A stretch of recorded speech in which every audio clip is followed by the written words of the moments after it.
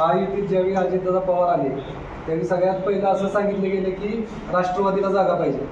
त्यावेळी मुंबईवरनं भाऊ आले होते.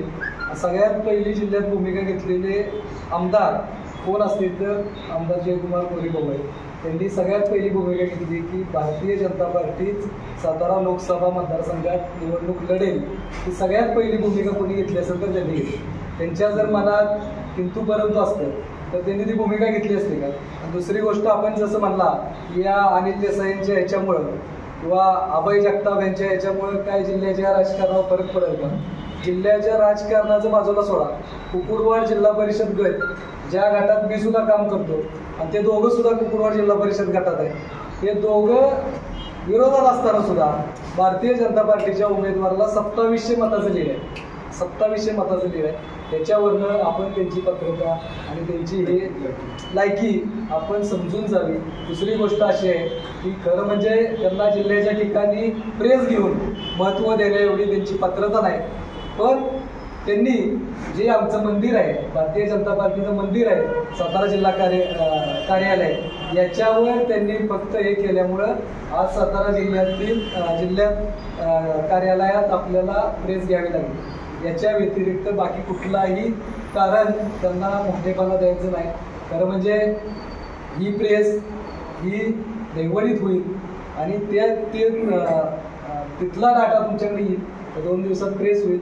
त्याच्यातील सर्व ज्या शब्द त्यांनी प्रेसमध्ये वापरले आमच्या नेत्यांबद्दल त्या प्रश्नाचं उत्तर हे तिथं दिलं जाईल. आणि तुमच्या माहितीसाठी सांगतो, त्यांनी जे शब्द वापरले त्या शब्दाचं प्रत्युत्तर हे त्यांना मिळेल.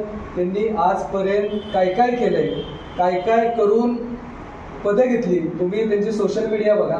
दादा 3 महिन्यापूर्वी भारतीय जनता पार्टीचं कमळ लावून फिरत होते. त्यांची आहे पात्रता, ज्या पक्षात काम केलं त्या पक्षाच्या नेत्यांबद्दल किंवा त्या पार्टीबद्दल त्यांना बोलायचा अधिकार काय. तुम्हाला लढायचं असेल तर जिल्हा परिषद लांब नाही, थोडे दिवस थांबा. तुम्हाला मतांच्या मार्फत आणि सगळ्या गोष्टींच्या बाबतीत त्याचा रिप्लाय मिळेल. ते बोलता एक गोष्ट म्हणाले की टेंबूचं पाणी या पट्ट्यानं आणले मान तालुक्यात.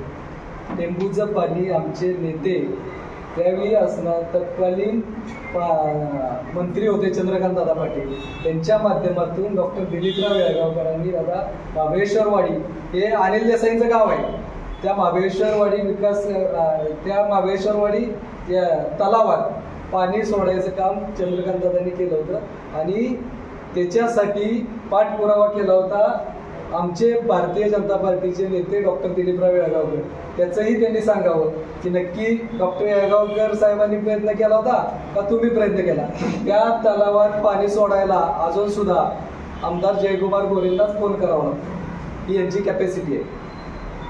त्यामुळं त्यांनी स्वतःची पात्रता जपावी आणि इथून पुढे भारतीय जनता पार्टीच्या कुठल्याही कार्यकर्त्याला जर बोलायला गेले तर त्यांना प्रत्युत्तर हे त्याच ह्यानं बघेल.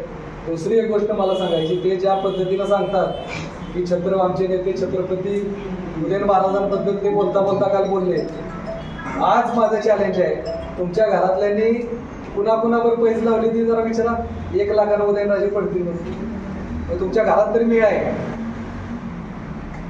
तुम्ही ज्या ठिकाणी पैसा लावता की महाराज 1 लाखानं पडतील, त्या ठिकाणी तुम्हाला महाराजांबद्दल आणि आमच्या पार्टीबद्दल बोलायचा अधिकार आहे का. आणि यापुढे जर अशा पद्धतीनं बोलतील तर त्याला आमचा छोट्यातला छोटा कार्यकर्ता त्याच पद्धतीने उत्तर